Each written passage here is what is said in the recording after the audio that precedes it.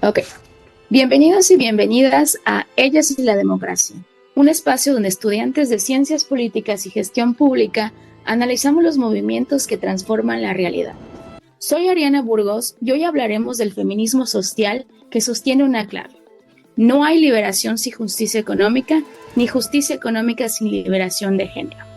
Pero ¿por qué es importante? Hoy las crisis tienen rostro de mujer.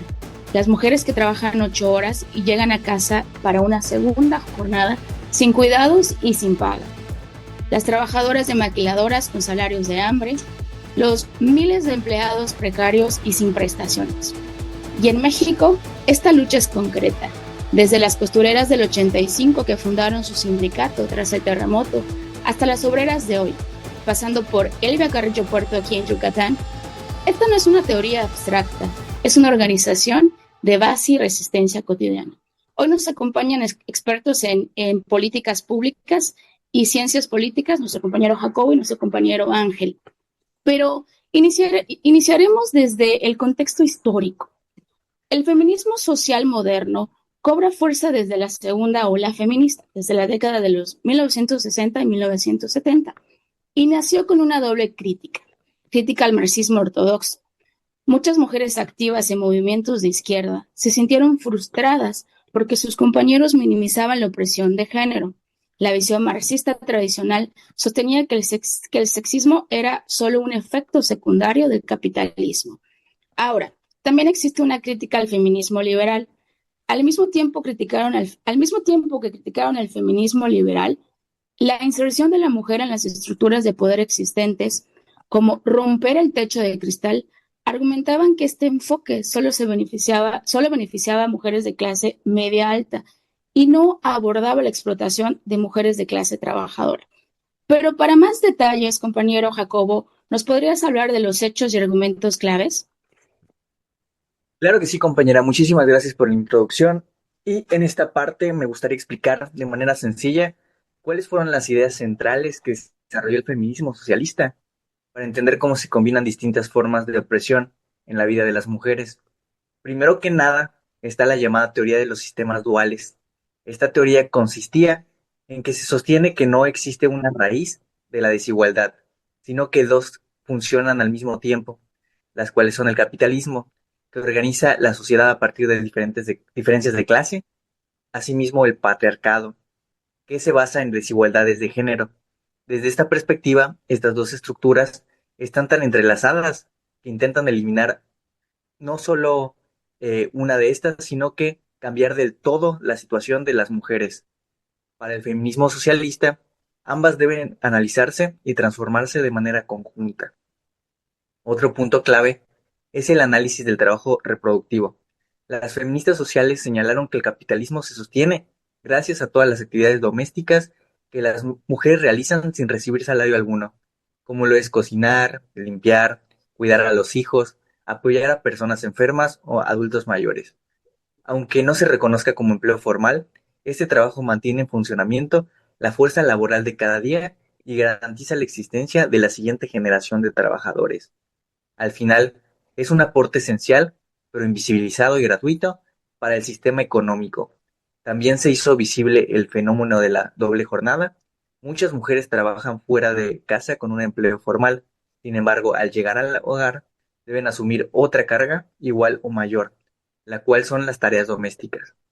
Esto significa que, aunque tengan independencia económica, siguen cargando con las labores que socialmente consideran naturales para ellas, lo cual genera un desgaste físico y emocional que rara vez se toma en consideración.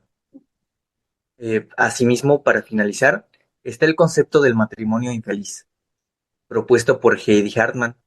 Ella argumenta que el análisis marxista tradicional se enfocaba tanto en la clase que ignoraba completamente las desigualdades de género, y Hartman proponía que el feminismo podía aprovechar las herramientas del materialismo histórico, pero adaptándolas para que también permitiera entender cómo se construye el poder entre hombres y mujeres. En resumen, el feminismo socialista aportó una mirada más completa al mostrar cómo clase de género se combinan en la realidad cotidiana, especialmente a través del trabajo doméstico no remunerado y las múltiples cargas con las que enfrentan las mujeres. A continuación, les dejo con mi compañero Ángel. ¿Qué tal? Excelente noche. Muchísimas gracias. Bueno, principalmente para entender todo este contexto, tenemos que conocer las figuras clave, ya que aunque no muchas mujeres contribuyeron, algunas de las teorías más influyentes que articularon estas ideas incluyen varios factores y muchas personas en específico. Por ejemplo, está Flora Tristán, la cual vivió de 1803 hasta 1844. Fue considerada una precursora, ya que fue una socialista utópica franco-peruana que durante décadas, y más que nada durante la época de Marx, escribió sobre la necesidad de unificar la lucha de la clase obrera con la lucha por la emancipación de la mujer. Por otra parte, también tenemos a Clara Zetkin, quien vivió de 1857 hasta 1933, y junto con Alejandra Kollontai, quien murió en 1952, fueron dos de las figuras clave que en el socialismo internacional, especialmente en la Segunda Internacional y en la Revolución Rusa, impulsaron el Día Internacional de la Mujer Trabajadora. Además, lucharon por los derechos como el aborto y el divorcio. Todo esto desde una perspectiva socialista. Otra mujer que fue muy importante fue Sheila Robotham. Ella murió en el 1943. Fue una historiadora británica. Participó en obras como Woman's Consciousness, Man's World, La conciencia de la mujer y El mundo del hombre. Argumentó que la opresión de las mujeres es tanto psicológica como cultural. También tiene factores económicos y que la revolución debe transformar la vida personal y las relaciones cotidianas, no solo la economía. Y por último, tenemos a Silvia Federici. Ella murió en el 42. Fue una filósofa italo-estadounidense. Ella era influyente gracias a su libro Caliban y la bruja, que fue escrito o fue mejor conocida hasta el 2004, donde se argumenta que la transición al capitalismo requirió una campaña violenta para poder someter a las mujeres, es decir, la caza de brujas, con el fin de controlar sus cuerpos y expropiar su trabajo reproductivo. Ok, les agradezco mucho, chicos. Creo que todos estos movimientos no hubiesen sido llevados a cabo sin los rostros. Eh, Ahora, vamos a centralizarnos un poquito y hablar de lo que pasaba en México. Vamos a iniciar con el contexto histórico de nuestro país. El feminismo socialista en México se desarrolló dentro de una larga historia de movimientos de izquierda, de luchas sociales, desde la Revolución. Mujeres que con orgullo yucatecas, Elvia Carrillo Puerto, Benita Galena, unieron demandas de género con los de la clase, defendiendo derechos laborales, participación política y justicia social. En los años 70, tras el movimiento estudiantil de 1968, surgió una nueva ola feminista dentro de la izquierda. Muchos activistas se unieron, aunque participaban en una lucha política, seguían siendo amas de casa y a pesar de eso seguían luchando y pues gestionando sus demandas. Por ejemplo, el aborto y la libertad sexual, que eran ignoradas y siempre eran minimizadas.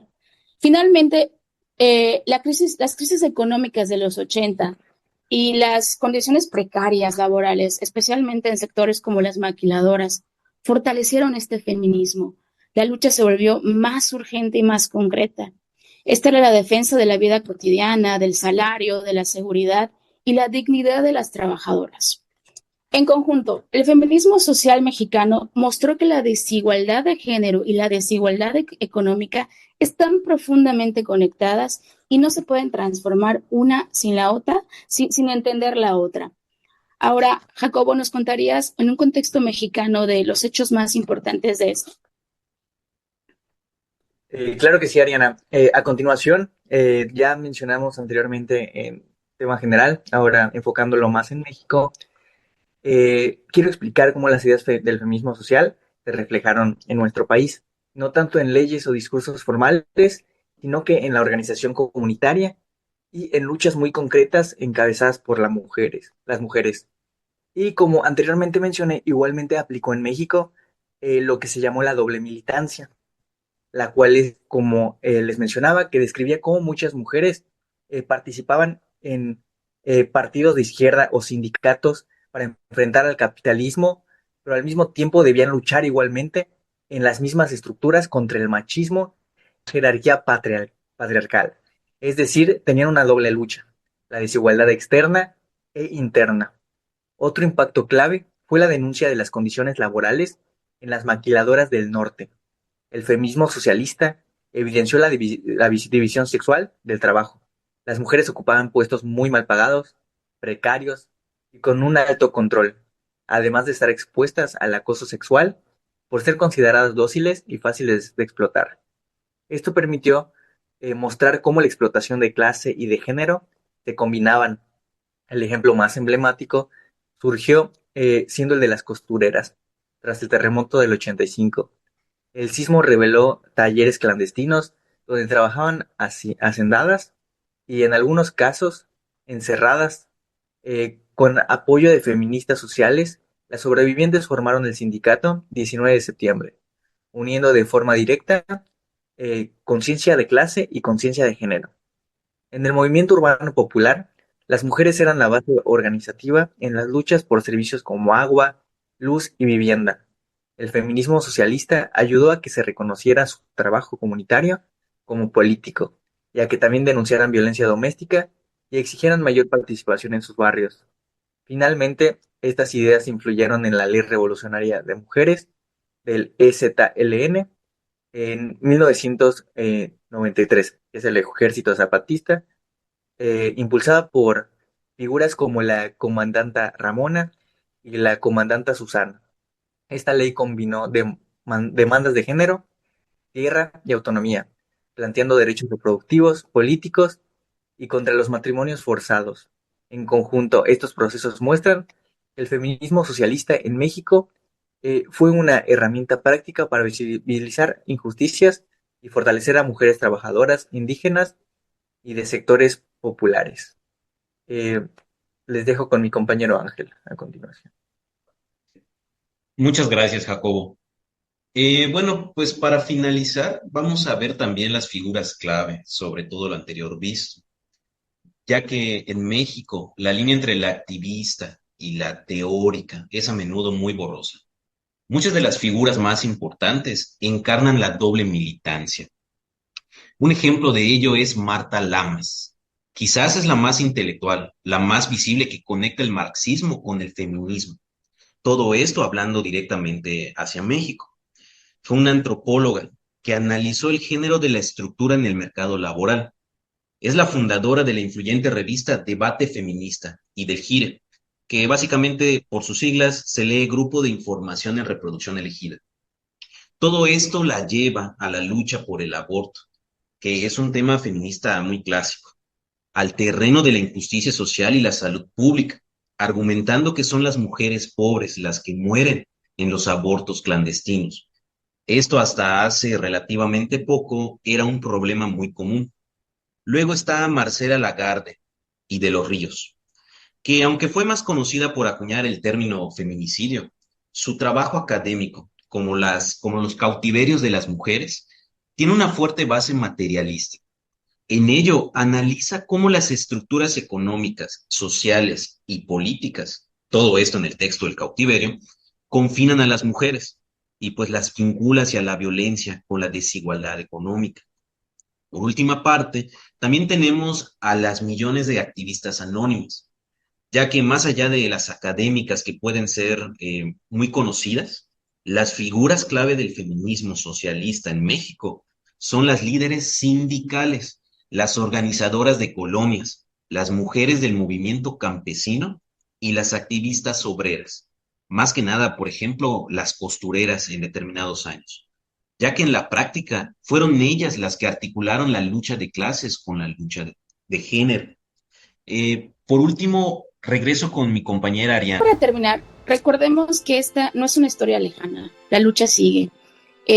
Nos han hablado de contextos históricos, de personas que han luchado y probablemente, como nos dijiste, Ángel, las las clases sí fueron muy representativas, pero va más allá de. Creo que la lucha social feminista, como nos menciona, se basa, tiene sus bases en las costureras que luchan día a día desde hace 40 años por justicia social. Actualmente tenemos millones de mujeres trabajando en maquiladoras, en call centers, y sobre todo creo que el 99% de las mujeres del mundo llegan a casa y el trabajo sigue y no cuentan con un salario. Por eso es importante entenderlo y comprenderlo, y sobre todo saber que la lucha es parte de, y todos somos parte de este proceso. Te agradezco mucho, Ángel, te agradezco mucho, Jacobo.